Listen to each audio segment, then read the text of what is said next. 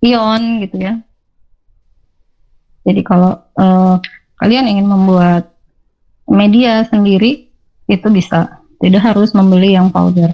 Kemudian media B ini kita siapkan PDE yang telah ditambahkan substrat atau kasein 2-3%, kemudian dibuat lubang. Nah, agar bisa jadi seperti ini ya. Nah, jadi kita siapkan dulu. Jadi kalau kalian mau screening, kita siapkan dulu medianya, kemudian kita tuang. Kemudian ini sudah putih, kita swab ininya, kita swab apa tuh namanya? Tambahkan substratnya kasein ya. Nah, buat plak pada media A yang telah ditumbuhi kapang secara merata dan pindahkan pada lubang plak pada media B seperti memasang blok agar. Selanjutnya dilakukan inkubasi 25 derajat Celcius selama 45 jam, 48 jam dan ukur zona bening yang dihasilkan. Nah, ada contohnya. Nah, ini kita sudah swab kapangnya di sini. Yang ini putih ini adalah kapang ya. Kita pengen tahu kapang ini dia punya aktivitas protease atau tidak. Nah, tadi Pak Wendri itu menggunakan metode paving block.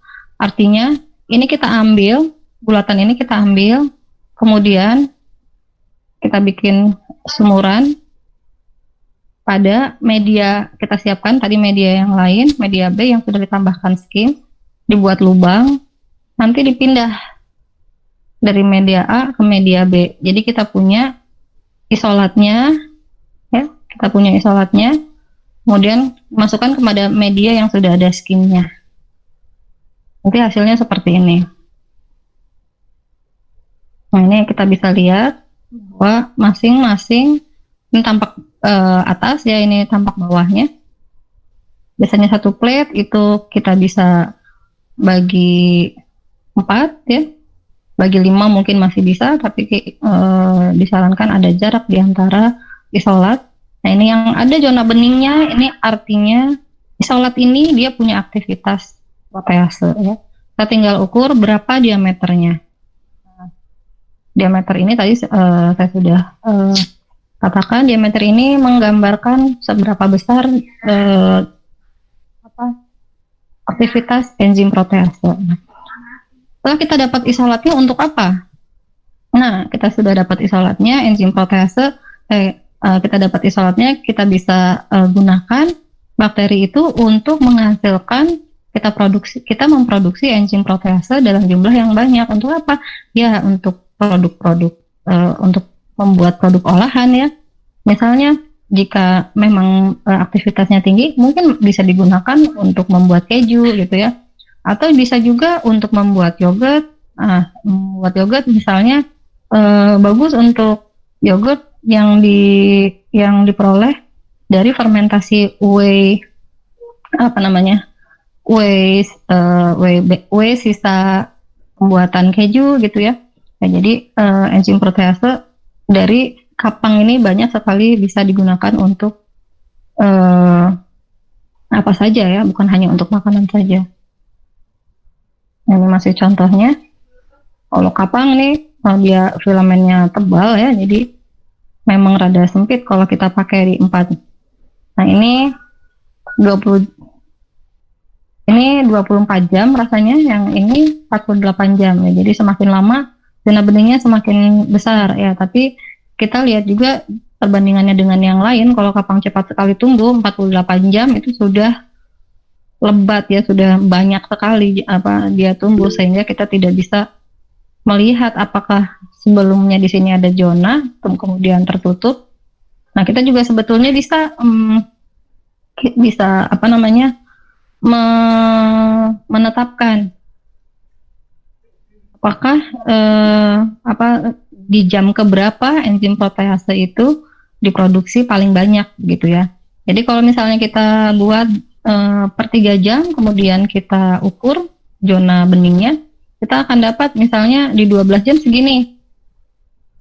Tapi di 14 jam mungkin akan lebih besar lagi gitu ya.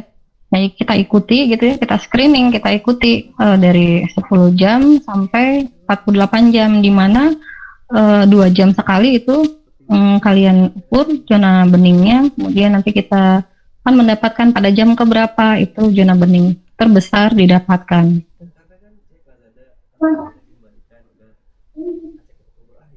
Nah, kemudian yang kedua, tadi kita screening protease. Nah, yang ini adalah hasil disertasi saya. Saya screening bakteri asam laktat. Ya, jadi kenapa saya screening bakteri asam laktat? Karena saya akan membuat bekasam. Bekasam itu fermentasi daging. Fermentasi daging secara bekasam itu tadinya awalnya adalah fermentasi ikan secara spontan. Jadi ada fermentasi itu ada dua. Jadi ada yang fermentasi yang secara spontan atau fermentasi tidak spontan. Kalau yang secara spontan artinya bakteri yang hidup adalah bakteri alami indigenous ya, bakteri yang ada di dalam bahan makanan tersebut. Jadi seperti dadi ya, yang dalam bambu ya. Nah itu mereka menambahkan susu kerbau, kemudian dimasukkan ke dalam bambu.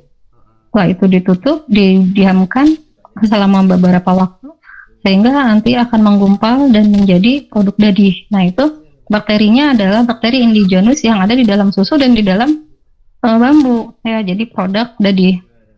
Nah bekasam ini awalnya adalah fermentasi ikan, jadi ikan kemudian dibersihkan, disayat, dalamnya kita isi garam campur nasi ya. Nasinya 1:1, kemudian garamnya 10%.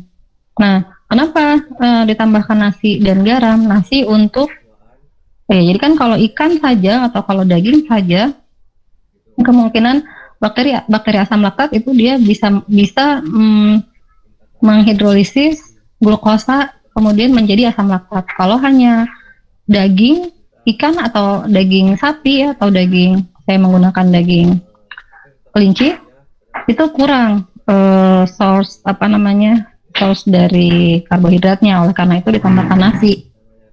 Kemudian kenapa ditambahkan garam? Garam ditambahkan untuk mencegah bakteri patogen bisa tumbuh ya. Jadi mungkin dulu tidak tahu secara ilmiahnya seperti apa, tapi mereka tahu bahwa garam harus ditambahkan gitu ya.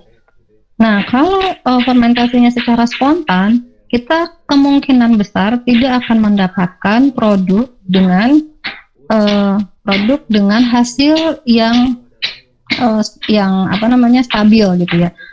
Mungkin nanti suhunya akan berubah, kemudian bambunya akan tidak sama satu dengan yang lain. Kalau tadi contohnya dadi gitu ya. Kalau ikan misalnya, ikan yang satu dengan ikan yang lain belum tentu sama kebersihannya gitu ya, atau suhu inkubasinya. Nah ini tidak akan stabil. Oleh karena itu saya men-screening bakteri yang ada di dalam bekasam ini. Untuk apa? Ya nanti akan digunakan sebagai starter. Setelah kita mendapatkan bakteri apa saja yang tumbuh di dalamnya, kemudian nanti dipakai untuk starter. Jadi tidak lagi fermentasinya secara spontan, tapi ini udah ada starter yang bisa digunakan. Kemudian kualitasnya seperti apa ya, ini saya pelajari. Nah, tapi di jurnal ini bagi saya intinya screening bakteri asam laktat dari bekasam gitu ya. Untuk apa? Untuk dijadikan starter. Ini tadi saya sudah sebutkan, jadi saya menggunakan dagingnya itu adalah daging kelinci karena memang diadopsi dari daging ikan ya. Jadi ikan itu dia lebih lunak. Kelinci ini dagingnya juga lebih lunak dibandingkan daging sapi atau domba. Sehingga saya di sini menggunakan daging kelinci. Kemudian tambahkan garam ya, dagingnya tambahkan garam 10%, kemudian ditambahkan nasi ya. Jadi karena nasinya harus ada mereknya, jadi saya di sini menggunakan Setra Ramos Local Rice 1:1. Kemudian diinkubasi pada suhu ruang selama 7 hari. Nah, selama 7 hari kemudian saya ikuti tiap hari. Saya ambil sampelnya tiap hari. Nah, ini contohnya bekasan bekasan daging kelinci ya. Jadi saya buat sedikit-sedikit. Ini tiap hari saya ambil sampelnya. Saya screening. Nah, bagaimana screeningnya? Nah, ini cara isolasinya. Saya ambil 25 gram, kemudian 25 gram sampel, kemudian dimasukkan ke dalam MRS broth. Jadi media cair ya. Ada media itu ada yang cair, ada yang padat. Nah, ini diperkaya. Kalau kita untuk mengayakan bakteri itu kita simpan dulu di broth. Kemudian saya inkubasi selama 24 jam pada suhu 37 derajatnya. Ini untuk enrichment. Nah, setelah kita dapat sesudah kita enrichment, kalau tadi untuk isolasi protease itu menggunakan skim ya sebagai substrat yang akan dimakan oleh protease. Nah, kalau ini kita gunakan CaCO3. Nah, kenapa CaCO3? Karena bakteri asam laktat itu nanti akan menghasilkan asam yang bisa berikatan dengan CaCO3. Ya, menghasilkan zona bening di sekitarnya karena menjadi HCO3. Ya. Jadi bakteri asam laktat kalau misalnya kalsium laktat ya. Nah, ini contohnya. Ini saya screen dari misalnya hari pertama ya, kemudian saya sebar di sini. Kemudian nanti ini yang ada zona beningnya berbeda dengan kapang ya. Kalau bakteri itu kecil-kecil, ini isolatnya kecil-kecil sekali. Jadi zona beningnya menyatu. Biasanya saya pisahkan dulu. Ini screening awal gitu ya. Nah, ini zona bening ini terbentuk karena bakteri asam laktat. Isolat ini kemungkinan isolat bakteri asam laktat itu menghasilkan asam yang akan bereaksi dengan CaCO3 yang ada di dalam media ini menghasilkan kalsium laktat yang larut, sehingga kalau dia larut itu jadi bening di sekitarnya. Jadi kita bisa tahu bahwa ini kalau isolat yang tidak ada zona beningnya, tidak bening di sekitarnya, artinya dia bukan bakteri asam laktat gitu. Jadi kita ini screening awal, medianya kita kasih CaCO3 yang ada zona beningnya itu artinya dia punya aktivitas dia kemungkinan adalah bakteri asam laktat ya. Ini screening awal. Kalau misalnya tadi saya contohkan selulase gitu ya, punya aktivitas selulase. Jadi kita kasih apa substratnya? Nah, kalau selulase dia akan mendegradasi selulosa ya. Jadi biasanya itu kita kasih CMC. CMC itu karboksi metil selulose. Jadi selulose yang sudah dalam serbuk ya. Kita aplikasikan, kita tambahkan di dalam media, sehingga nanti kalau kita screening, kita akan mendapatkan koloninya yang ada zona beningnya, itu artinya kemungkinan dia punya aktivitas selulase, ya, dapat mendegradasi selulasa. Nah, ini gambar yang di samping, ini beda lagi, ini karena saya mencari yang punya aktivitas juga sebagai antibakteri. Nah, isolat-isolat ini saya uji antibakterinya ya. Jadi zona bening itu macam-macam. Jadi kalian harus baca zona beningnya itu akibat aktivitas ya. Jadi bisa aktivitas enzimnya bisa macam-macam, atau bisa aktivitas bakteri asam laktat ya, atau juga bisa screening antibakteri ya. Nah, setelah saya tadi ya, yang ini yang di gambar kedua ini banyak sekali bakterinya, kemudian saya strik kuadran, jadi saya turunkan beberapa kali sampai 10 kali biasanya. Kemudian saya akan mendapat isolatnya, kemudian saya screening bakteri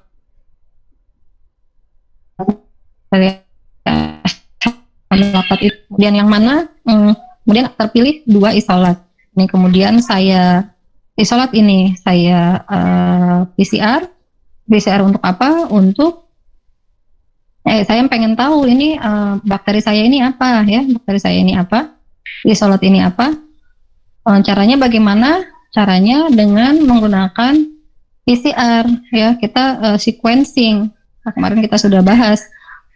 Kita harus sequencing isolat ini agar kita tahu bakterinya itu jenisnya apa, spesiesnya apa. sebelum itu, sebelum sampai ke sequencing, saya PCR dulu ya, DNA dari dua bakteri ini di PCR dulu, kemudian di elektroforesis. Nah, ini hasil elektroforesis dari kedua isolat ini. Dari kedua isolat ini diperoleh bednya, pitanya. Nah, pitanya ini dikirim untuk sequencing. Kemarin kalian sudah belajar sequencing ya. Kemudian dengan analisis BLAST ya, nanti kalian juga akan coba di share oleh Pak Wendri. Nanti akan didapatkan ini namanya pohon filogenetik ya, pohon filogenetik. Sebelum jadi pohon filogenetik diketahui dulu dari penjajaran penjajaran nukleotida ya. Jadi isolat yang 6.1 itu adalah Lactobacillus buhneri, dan isolat yang ini 7.1 itu Wisela paramesenteroides ya. Jadi nama isolatnya itu kita yang buat sendiri. Ini kan tadi saya isolasi selama 7 hari ya, selama 7 hari. Nah, hari pertama ada berapa isolat itu saya kasih nama. Kalau hari pertama berarti angka depannya 1, isolat pertama 1 gitu. Jadi ini saya peroleh dari hari ke-6 isolat pertama, ini hari ke-7 isolat ke-1 gitu. Ya, jadi kalau kita sudah screening, kemudian kita sudah punya isolat murni, untuk mengetahui ini isolat apa, ya, itu kita bisa gunakan metode molekular ya, menggunakan analisis gen, ini menggunakan PCR ya, kemarin kita sudah bahas PCR, kemudian di elektroforesis, akhirnya adalah di sequencing, kemudian kita akan punya pohon filogenetik. Jadi Lactobacillus buhneri ini dekatnya dengan bakteri-bakteri apa gitu ya. Bagaimana kekerabatan dari Lactobacillus buhneri dan Wisela paramesenteroides yang kita dapatkan ya.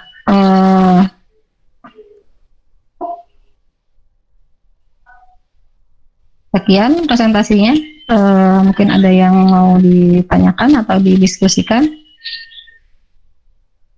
Ada yang bekerja menggunakan mikroba di sini?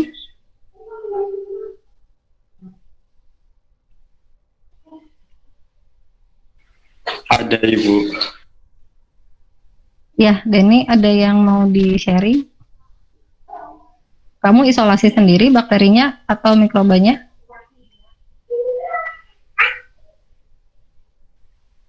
Mikrobanya, Ibu, dari awal. Mikrobanya isolasi sendiri atau kamu dapat dari mana?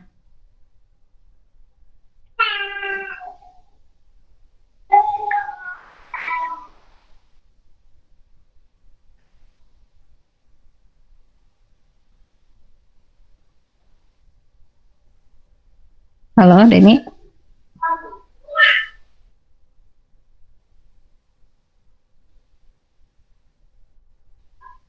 Hilang suaranya. Ya, yang lain ada yang mau ditanyakan?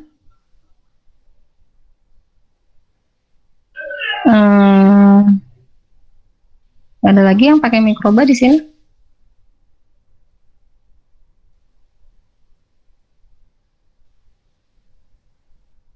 Dimas ada? Ya, Bu. Dimas THT juga atau dari minat lain? THT juga, Bu. Kamu pakai mikroba nggak?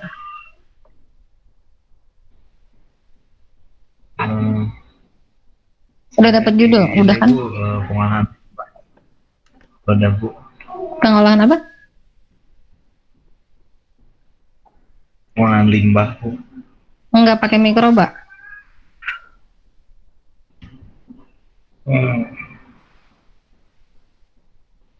Pakai ini sih, Bu, kayaknya bakteri selolitik dari feses gitu. Nah, menarik. Bakteri selulolitik dari feses ya, berarti kamu isolasi sendiri atau kamu sudah dapatkan bakterinya? Belum sampai situ. Oh iya belum. Ya, jadi banyak banyak peruntukannya ya. Jadi kita bisa juga mungkin ya, saya kurang mengerti apa yang akan kamu kerjakan ya tadi, tapi mungkin akan menggunakan bakteri selulolitik dari feses. Jadi screening dulu untuk mendapatkan bakteri selulolitik itu dari feses, artinya feses kita campurkan ke biasanya pakai nasal fisiologis gitu ya. Kemudian tadi yang saya ceritakan bahwa kalau screening awal selulolitik itu biasanya medianya kita tambahkan CMC, kemudian kita spread di situ. Nanti kan ada yang tumbuh nih ya, akan ada yang tumbuh. Nah yang tumbuh dan punya zona bening artinya dia punya aktivitas selulase gitu. Atau mungkin nanti kalau siapa namanya tadi Dimas ya udah punya isolatnya, yang dikasih mungkin sama pembimbingnya atau yang pernah dipakai oleh kakak tingkatnya gitu. Ini adalah bakterinya. Kamu bisa coba dulu betul nggak dia punya aktivitas, ya kamu buat media yang dikasih CMC, kemudian kamu screen ya, kamu swab di situ. Kalau nanti betul dia punya aktivitas selulase, nanti dia ada zona beningnya. Artinya selulasanya bisa didegradasi oleh bakteri selulolitik gitu. Ya, ada yang mau bertanya?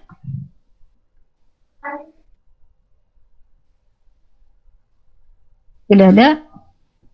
Ya, kalau tidak ada mungkin saya cukupkan sekian kuliah hari ini. Terima kasih. Assalamualaikum warahmatullahi wabarakatuh. Waalaikumsalam. Terima kasih. Terima kasih Ibu. Terima kasih Bu. Terima kasih Bu. Apaan tuh?